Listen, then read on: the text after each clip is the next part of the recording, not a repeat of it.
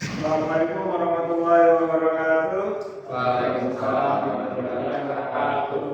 Perkenalkan, kami dari kelompok 6 ingin mempresentasikan hasil diskusi mengenai studi kasus di SMK Wirabuana Bogor. Izinkan kami memperkenalkan kelompok yang terdiri dari Saya Muhammad Ilmawan. Saya Muhammad Sidik. Saya Amri Tamak yang bersud. saya Muhammad Najis. Sebi Prastowo dan yang pada kesempatan kali ini yang pertama saya akan menjelaskan daftar isi yang akan disampaikan oleh Muhammad Garmawan.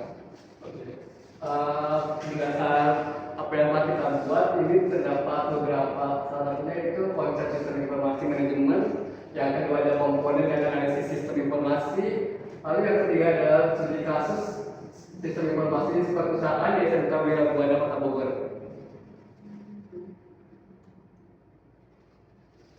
Di sini ada pengertian SIM menurut Gordon B. Davis. Jadi, sistem informasi manajemen adalah sebuah sistem yang terintegrasi antara manusia dan mesin yang mampu memberikan informasi sedemikian rupa untuk menunjang operasi, jalannya manajemen, dan juga fungsi pengambilan keputusan di dalam sebuah organisasi. Untuk selanjutnya ada data dan juga informasi. Untuk data adalah kumpulan fakta, angka, kata-kata, dan pengamatan melalui pemrosesan data analisis sebuah organisasi dari titik data mentah itu mendapatkan sebuah insight untuk meningkatkan pengambilan keputusan dan juga mendorong hasil bisnis yang lebih baik. Untuk informasi, dia adalah data yang sudah diolah sedemikian rupa sehingga mempunyai sebuah makna yang mempunyai juga pengetahuan dan juga keterangan.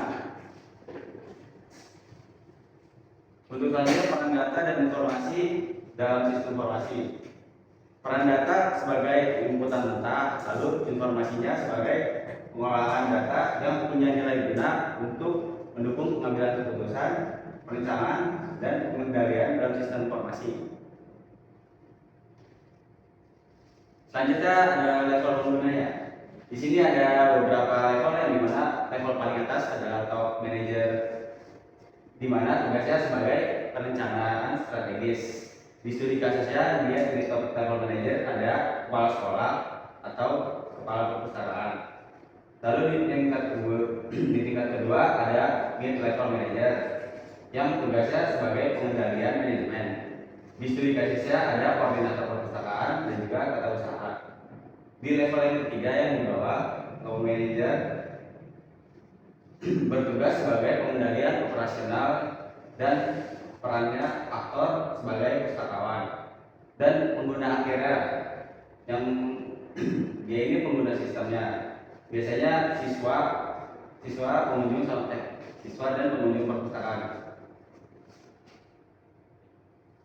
Di sini ada komponen sistem informasi, yaitu komponen itu membuat sebuah informasi dapat berjalan dengan baik. Yang pertama harus ada perangkat kerasnya. Dan ini fungsinya untuk menyediakan server, terus komputernya yang digunakan oleh para pengguna. Yang kedua ada perangkat lunak. Ini software ini ya mendukung agar aplikasi bisa digunakan misalnya seperti XMPP untuk development, terus web browser sebagai perangkat lunaknya untuk mengakses website. Yang ketiga ada basis data. Basis data ini untuk menyimpan semua informasi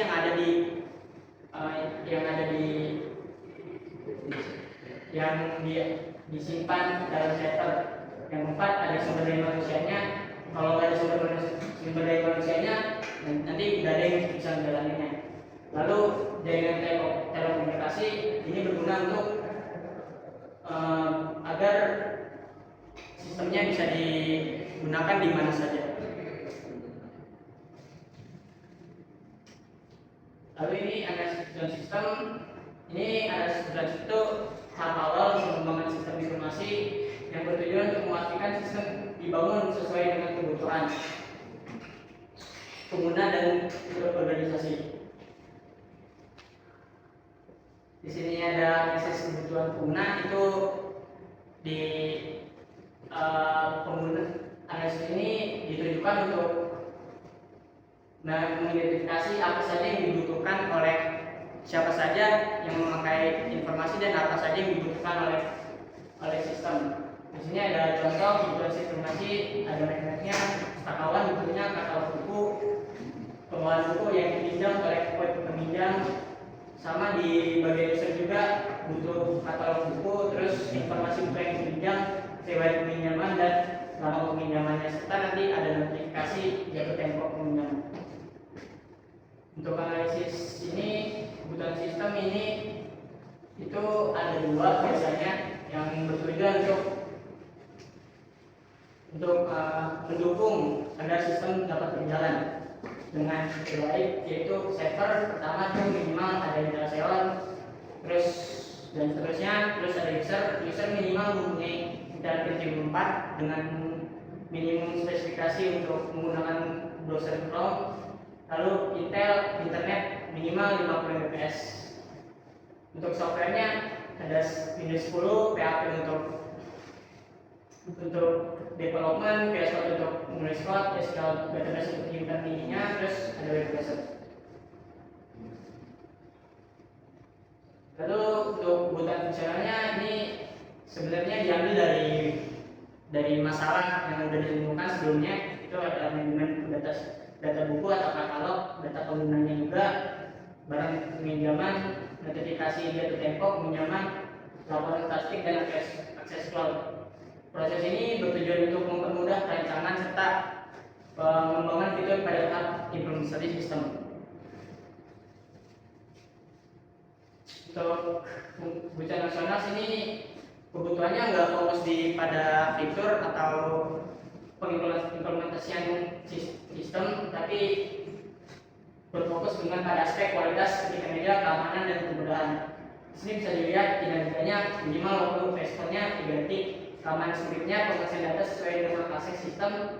Jadi user nggak bisa akses data yang diberikan ini, terus ketersediaan dapat digunakan 24 jam. Kalau ini nanti bisa diselesaikan dengan cloud. Kalau penggunaan user itu UI UX-nya tidak ribet, terus skala dan portabilitasnya itu dapat digunakan di perangkat yang berbeda dan diakses oleh banyak orang.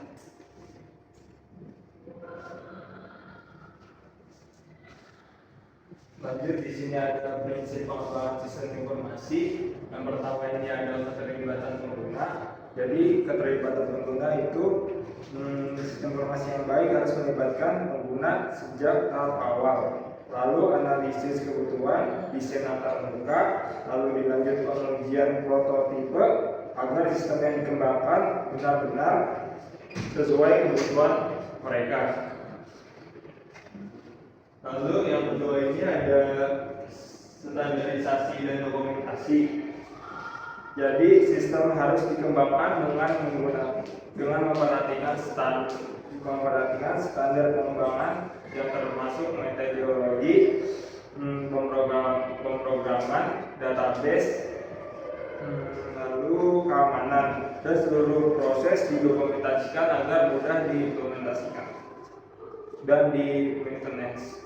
Lalu yang ketiga ini ada manajemen proses dan proyek.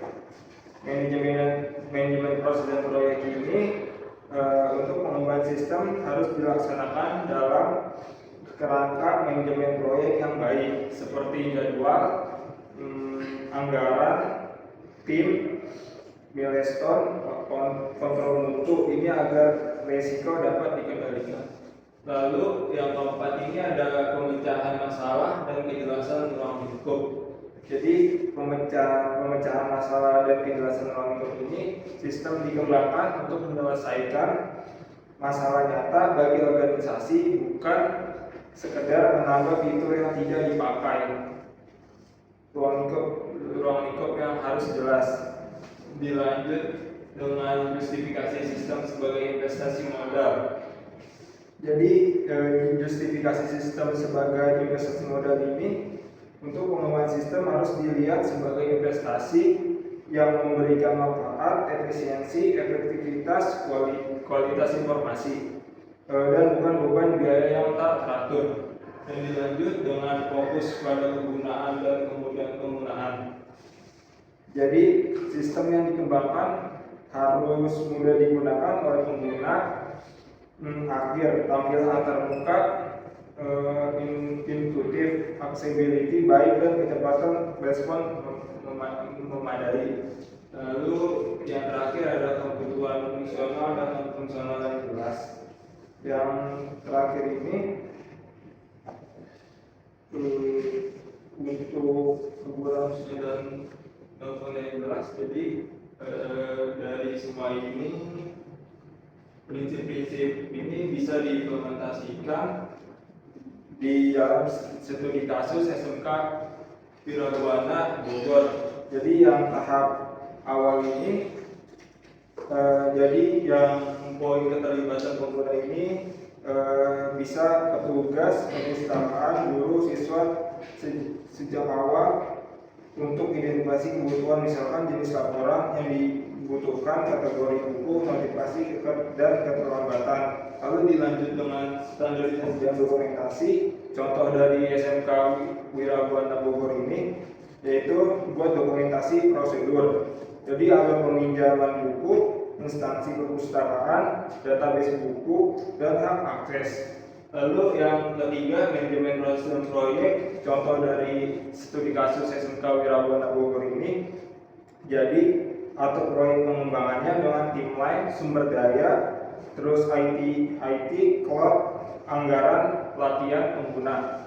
Lalu dilanjut dengan pemecahan masalah dan penjelasan ruang lingkup yang dari SMK Wiragawana Bogor ini kita dapat simpulkan contohnya dengan cara misalnya banyak buku hilang, data peminjaman tertunda, lalu siswa sulit cari buku. Nah, maka sistem dirancang untuk mengatasi ini.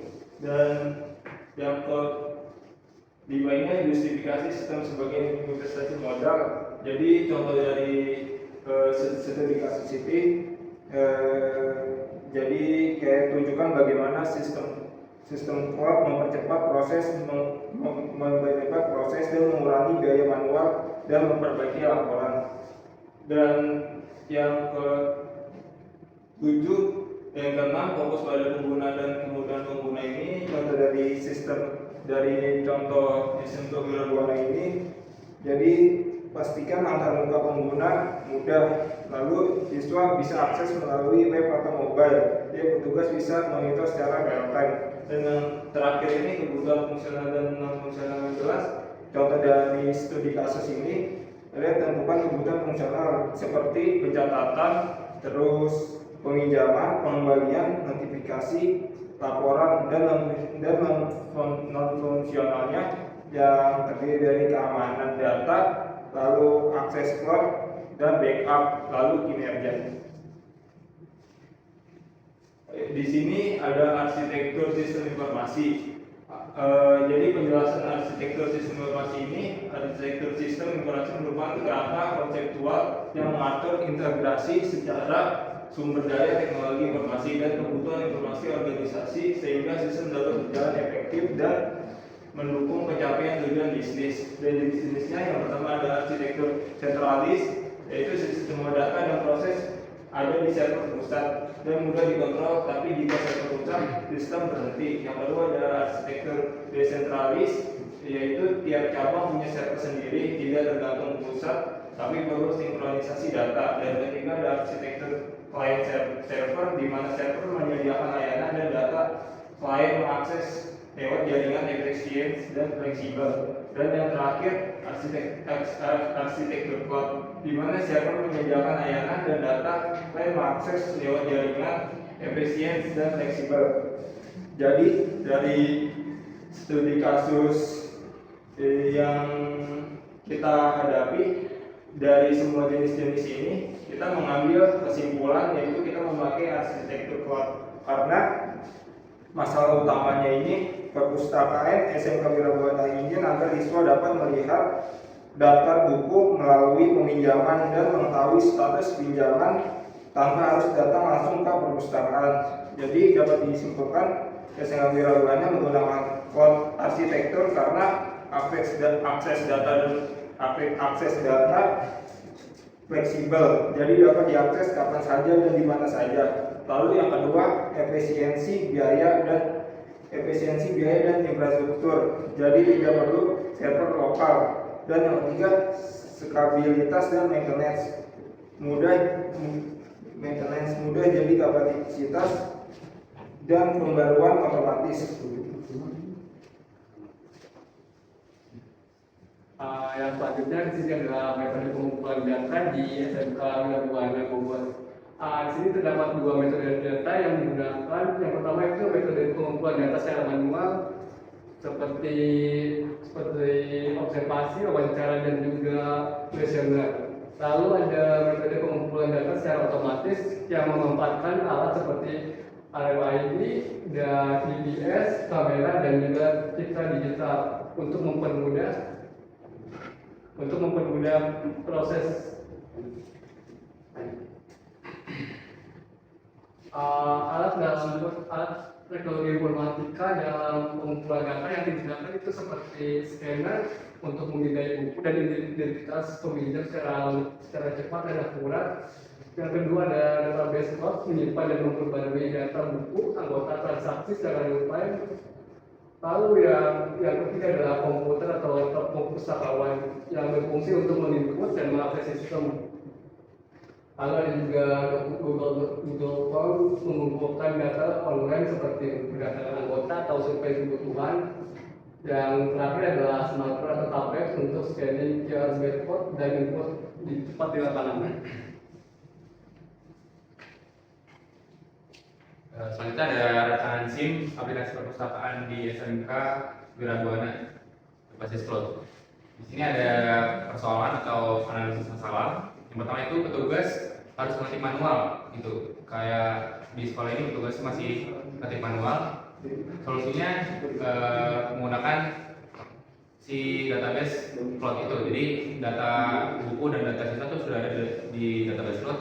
Nanti akan dipanggil oleh si website dari data tersebut. Lalu permasalahan kedua ada peminjaman sering lupa memberikan barang. Nah ini seringkali orang kalau suka meminjam kan lupa membalikin gitu.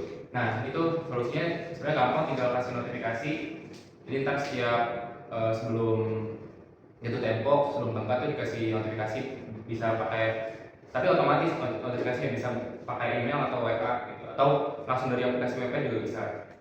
Nah, itu permasalahan yang ketiga itu ada petugas harus merekap manual setiap bulan.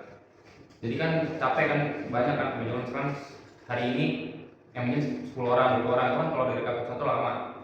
Jadi solusinya itu bisa pakai database cloud juga tadi. Jadi data sudah tersimpan otomatis di database cloud.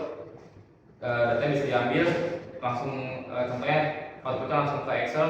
Jadi si petugasnya bisa langsung ngerekap otomatis, bisa ngeliat langsung datanya. Lalu fitur utamanya ada sistem login, biar ada admin, ada siswa dan juga petugas, terus ada pencarian buku berdasarkan katalog. Jadi nanti lebih gampang lewat katalog, terus proses peminjaman pembelian, ini transaksinya. Nanti jatuh tempo kayak yang tadi barusan saya jelaskan, terus pembuatan laporan peminjaman otomatis seperti yang tadi juga untuk petugas mereka. Lalu lagi ini adalah arsitektur SIM Perpus berbasis cloud. Gambarannya seperti ini. Yang pertama user akan mengakses aplikasi web Perpus di internet, di Chrome atau di apa. Lalu dari web ini dia akan terhubung langsung di server cloud. Nah di server cloud itu semua proses itu diolah dan diproses di server cloud dan akan disimpan di database cloud. Jadi misalkan transaksi atau segala macam di server cloud itu dia akan disimpan database. Sebaliknya kalau misalkan pengguna butuh data atau ya pengguna butuh data, dia akan mengambil datanya di database cloud.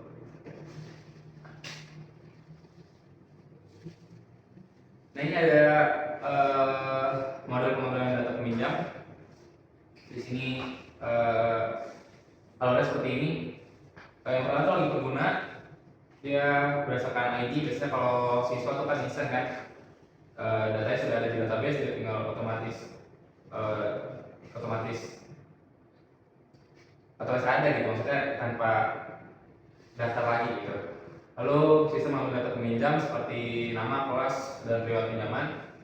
Lalu kemudian data buku yang sedang dipinjam itu akan muncul di dashboard pengguna, di kelihatan untuk kita sedang minjam apa. Lalu informasi peminjaman seperti buku yang dipinjam, tanggal pinjamnya kapan, terus penggantian itu kapan tuh otomatis ada dari database cloud.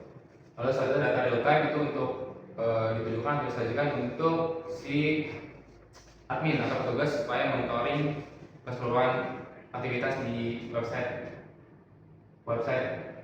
perpustakaan SMK Parabuana ya. Nah, kesimpulannya itu penerapan sistem berbasis cloud ini membuat pengelolaan buku itu lebih cepat, efisien saja karena yang tadinya manual sekarang sudah dibuat jadi otomatis, jadi lebih efisien kan waktunya. Terus juga fitur notifikasi ngebantu orang biar gak lupaan. Saya sering banget kan kalau pinjam itu lupa gitu. Terus juga sistem ini tuh mendukung supaya sekolah itu lebih maju. Fitur juga dia lebih modern dan terintegrasi.